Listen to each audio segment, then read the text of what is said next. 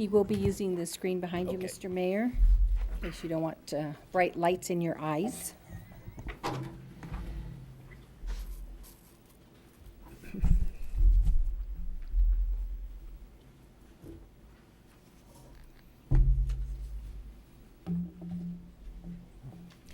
Good evening, Honorable Mayor and council members. This will be our water conservation update for the month of October.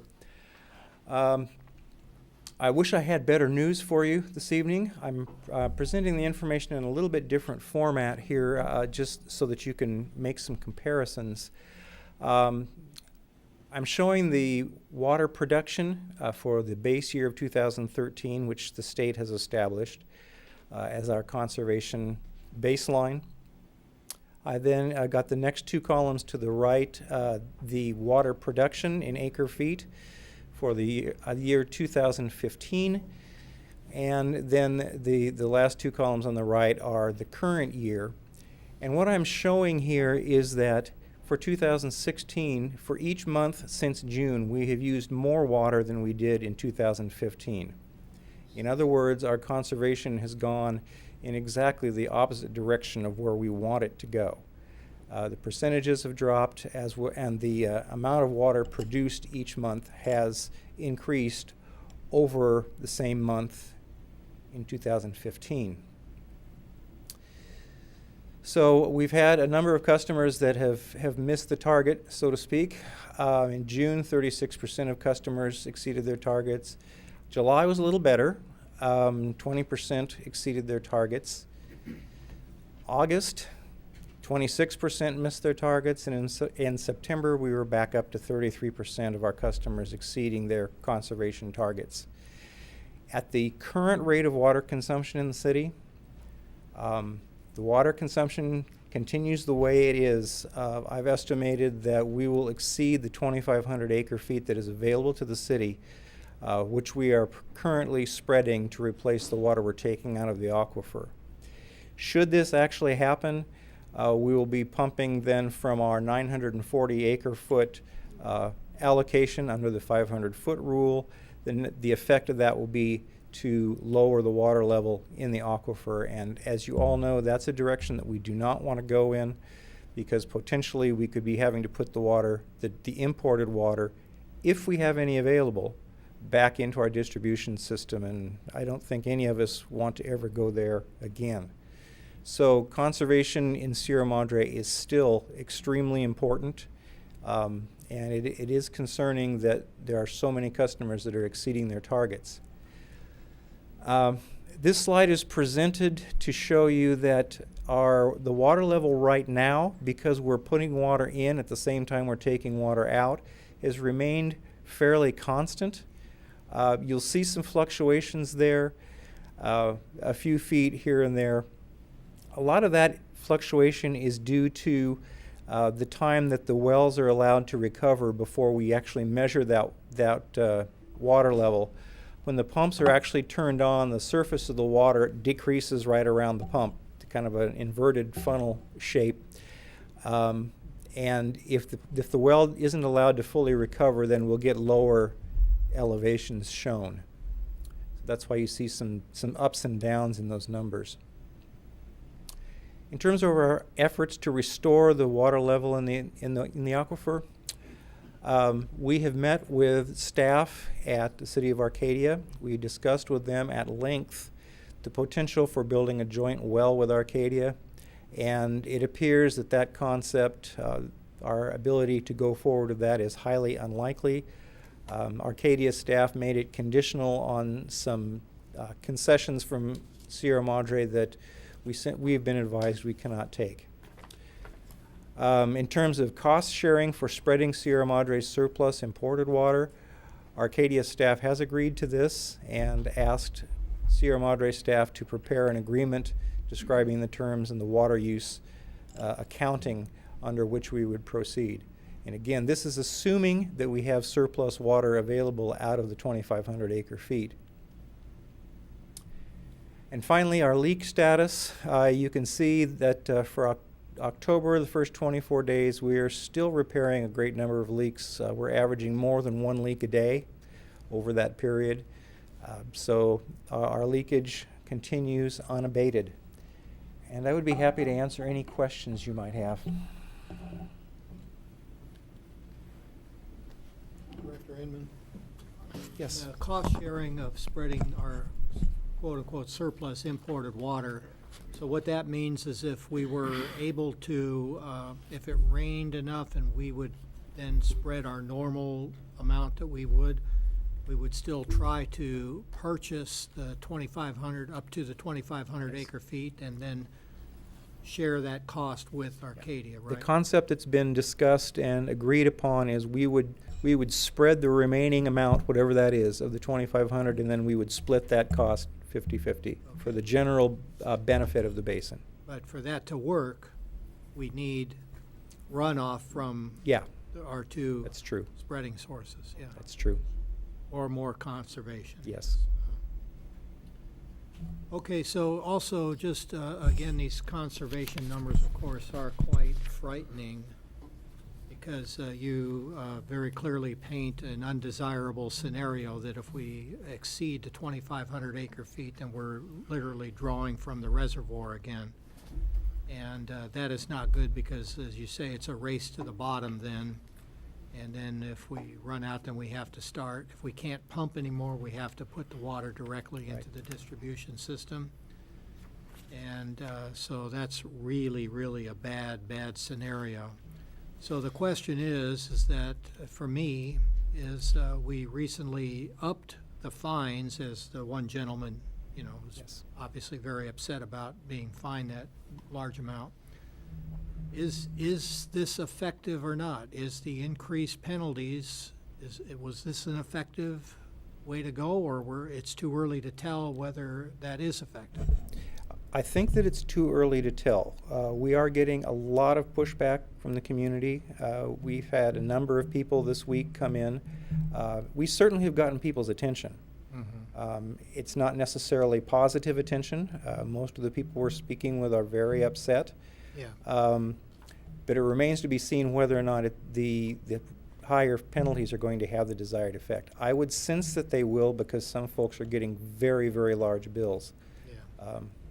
But the effect really remains to be seen for sure. We will have a better idea the next billing cycle for these customers. If we can get that, I think we're at 30% overage, Yeah. See what that number is the next billing cycle. But I would agree with Bruce. We know for a fact folks are paying attention now. So should we just go ahead and proactively schedule something for a discussion to assess the results of our, I just don't want to keep. We don't want to be we're always late. catching up, Yeah. Yeah. I think we need to be very proactive about this and, We can schedule something. I think we need to go through there's the initial billing cycle when the penalties were first increased. We need one more billing cycle to see if behavior has changed on both sides of town. And we can look at the timing of that when we'll have that data, and we can schedule it to come back to you. So we can have Well, we're going into the winter months now, so that probably wouldn't be much later than January, right? correct. okay.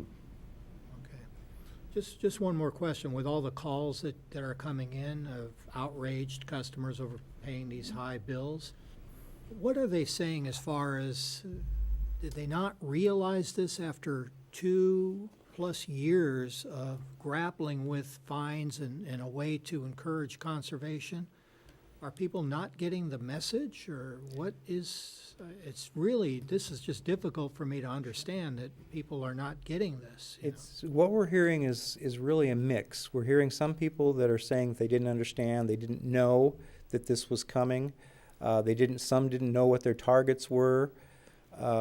We're also hearing from some that they've been exceeding their targets for some time. Okay, We're And aware one that- of them actually said that he was exceeding his target and he felt the penalties were reasonable. oh, So he just kept exceeding the target. He doesn't feel they're reasonable any longer, and hence we've got a well, reaction. that's good news to hear just that. Yeah, That, okay, so at least there's one person that we crossed the line where, yeah. yeah, okay. Okay. Director Inman, where do we stand on our cumulative conservation rate that the state is keeping track of? I assume these are just the monthly rates. Those are just the monthly rates, and it's my understanding the state isn't really tracking that as closely any longer because they've really decreased, the state has decreased the conservation requirements, as you know, and largely left it up to the individual water purveyors to come back to them with what the targets should be. And as you'll recall, we kept our target as high as it had been because of our own specific condition in Sierra Madre and the limits on our water supply. So is the state levying fines anymore? Or? I haven't heard of any fines being levied. The 33% above their targets, that is incredible. And I'm just wondering what we can do aside from the fines, because none of us wants to fine our citizens and take their money. We'd rather they just quit using so much water. How can we do a better job of reaching out? You know, Mr. Mayor, we have tried a number of things over the past 2 years. You might recall, maybe a year ago, we actually personally reached out to our top water users, made sure we made face-to-face, person-to-person contact with them. Well, now we're talking about a Unfortunately- third of our total water users. Unfortunately, most of those individuals still remain on our high water user list. We've sent letters, personal letters addressed, to the water customer address. There's newspaper articles. I mean, we've done direct mailings. I really do think we need to see what these increased penalties do, because I do believe we've got folks' attention now. And then if the number doesn't improve, we may have to, I hate to say it, even be more draconian. I mean, there are some things that we could still be doing that we're not currently authorized to do, such as water flow restrictors. We may need to evaluate, if the increased fines don't work, we may need to talk about other methods.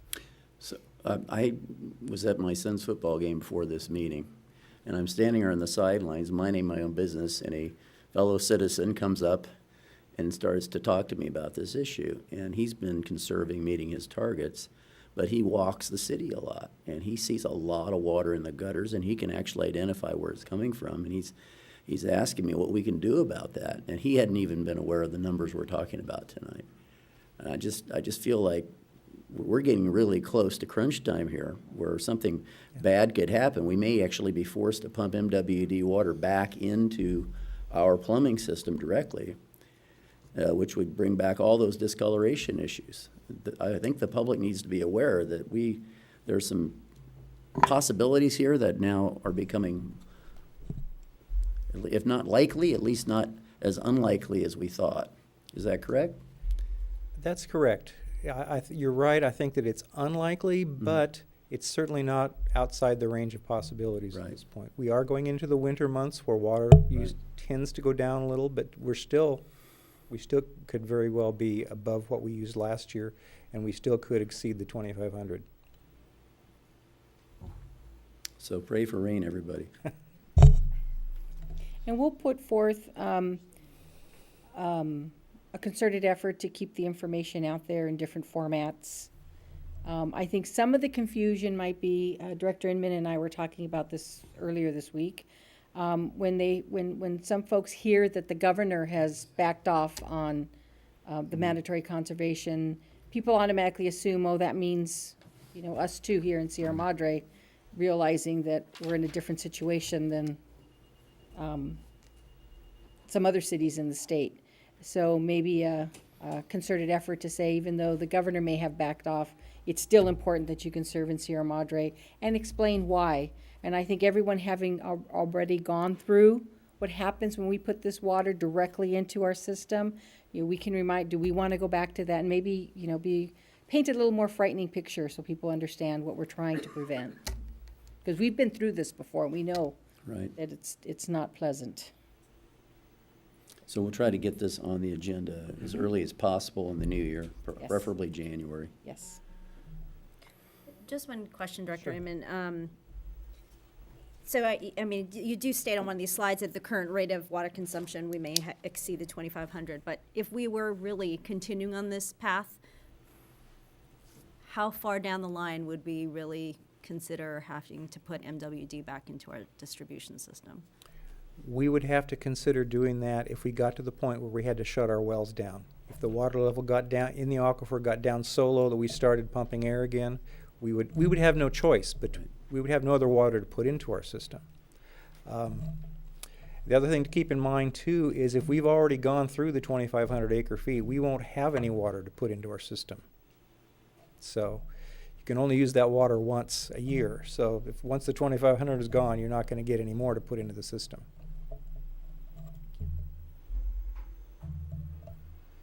Any other questions? Thank you, Director Inman. Oh, what happened to my agenda? Okay, let's move to the consent calendar.